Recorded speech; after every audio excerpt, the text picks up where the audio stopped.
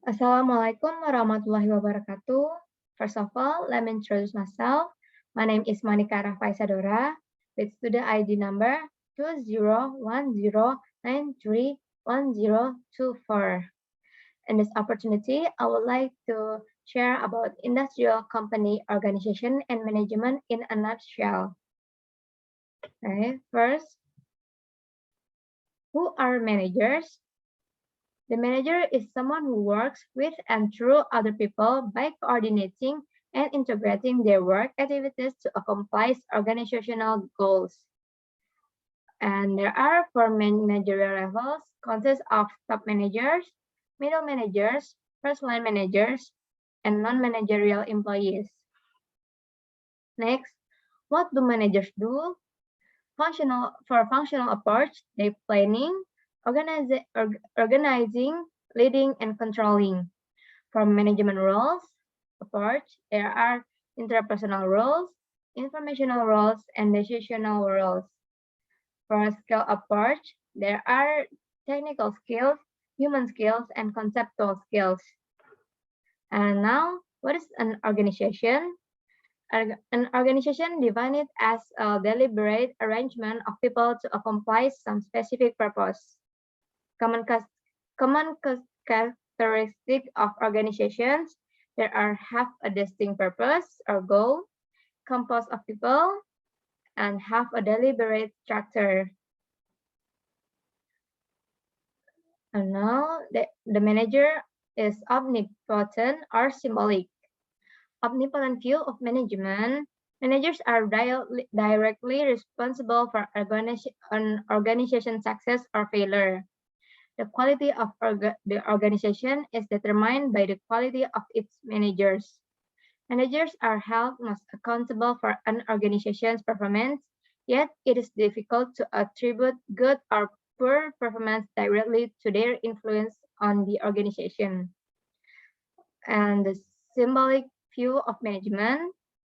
Much an organization's success or failure is due to external forces outside of managers' control. The ability of managers to affect outcomes is influenced and constrained by external factors. The economy, customers, governmental policy, competitors, industry conditions, technology, and the action of the previous managers. Managers symbolize control and influence through their action. Now, the organization's culture. Organizational culture is a system of shared meanings and common beliefs held by organizational members that determine to a large degree how they act towards each other. Benefits of strong cultures. There are create a stronger employee commitment to the organization, aids in the recruitment and socialization of new employees, and foster higher organizational performance by instilling and promoting employee initiative. And now the topic is adopting a global perspective. Ethnocentric. First, there are ethnocentric attitudes.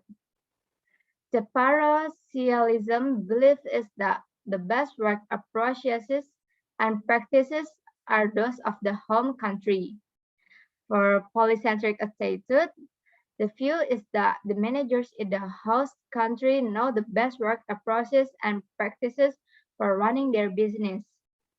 And geocentric attitude, a world-oriented view that focuses on using the best approaches and people from around the globe.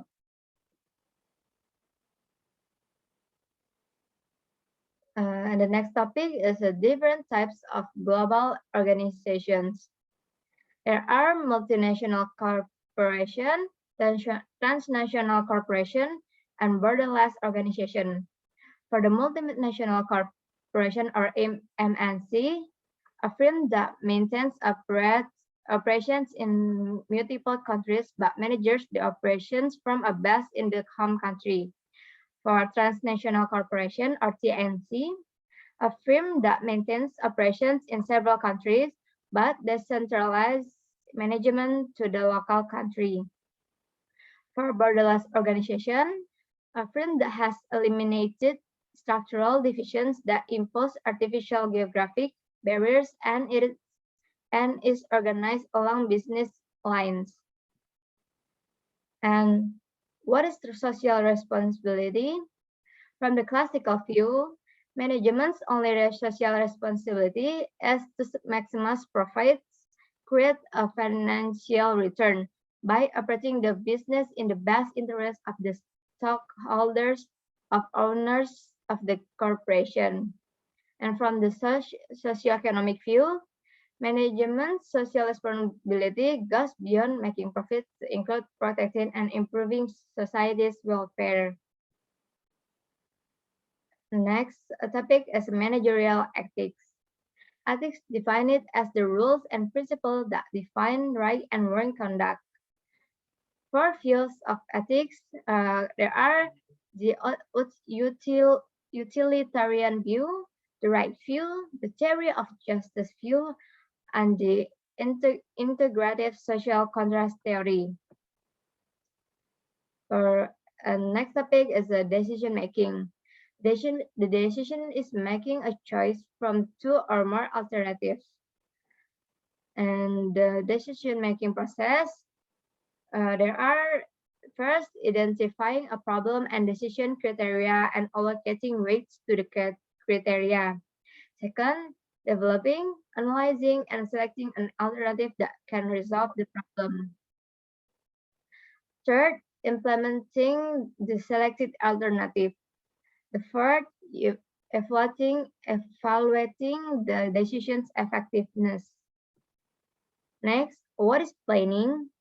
Planning is a primary functional managerial activities that involves defining the organization's goals, establishing an overall strategy for achieving the goals, and developing a comprehensive set of plans to integrate and coordinate organizational work. And there are some types of planning. First is informal. It's the planning that not written down, short-term focus, and specific to an organizational unit. And the formal types, the planning written, specific, and long-term focus for involved shared goals for the organization. What is the purpose of planning? Purpose of planning, there are to provide direction, reduces uncertainty, minimize waste and redundancy, and sets the standards for controlling. Next, strategic management. Strategic management is the set of managerial decision and action that determines the long-run performance of an organization. Why strategic management is important? First, it results in a higher organizational performance. Second, it requires that managers examine and adapt to business environment changes. Third, it coordinates diverse organizational units, helping them focus on organizational goals. The fourth, it is very much involved in the managerial decision-making process. Next, strategic management process. Step 1, identifying the organization's current mission, objective, and strategies. Step 2, conducting an external analysis. Step 3, conducting an internal analysis. Step 4, formulating strategies. Step 5, implementing strategies. And the last one is evaluating results. So next topic is what is communication? The transfer and understanding of meaning. Transfer means the message was received in a form that can be interpreted by the receiver. Understanding the message is not the same as the receiver agreeing with the message. For international communication, communication between two or more people. and organizational communication, all the patterns, networks, and system of communication within an organization. Next, what is motivation? Motivation is the process that accounts for an individual's willingness to exert high levels of effort to reach organizational goals, conditioned by the effort's ability to satisfy some individual needs. Effort is a measure of intensity or drive. Direction is toward organizational goals, and need is a personalized reason to exert effort. Motivations best when individual needs are compatible with organizational goals. Next, what is operation management? Operation management is this design, operation, and control of the transformation process that converts such resources as labor and raw materials into goods and services that are sold to the customer. The importance of operation management. First, it encompasses both services and manufacturing. Third, it is important in effectively and efficiently managing productivity. And the last one, it plays a strategic role in an organization's competitive success. That's all for me. Thank you for your attention. Sorry for any mistake. Wassalamualaikum warahmatullahi wabarakatuh.